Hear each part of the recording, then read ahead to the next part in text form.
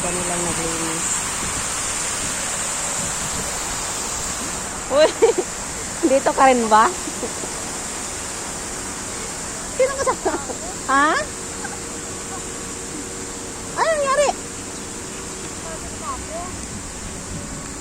Buti nagkita tayo dito. Ha? Buti nagkita tayo. Pupunta ko sa iyo.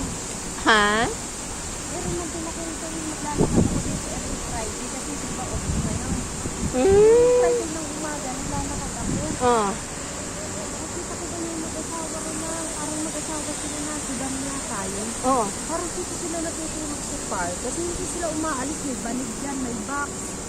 Hoy, totoo? Awangan ako. Saan naman? Oo, sa party dun, oh. May banig, may box. Oo, tapos ano yun, ilang linggo ko nang, ayun, ilang linggo ko na yung nakikita. Ay, mag-asawa ba yung puro lalaki mo? Hindi, babae. Sabi ko, puto, matita.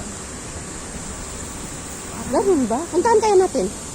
gusto, wala naman kasi akong, Para mabigyan man lang natin ng tulong kung ano man. Puntahan natin. Oo. nakawa man ako ba?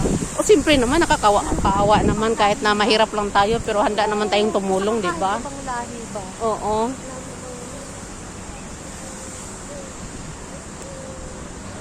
Kahit mahirap lang tayo. Oo, Pero- ako talaga na ano, yun ang nasa isip ko. Eh, sabi ko, hindi ko naman ito. Parang, nahiyaman akong magtanong.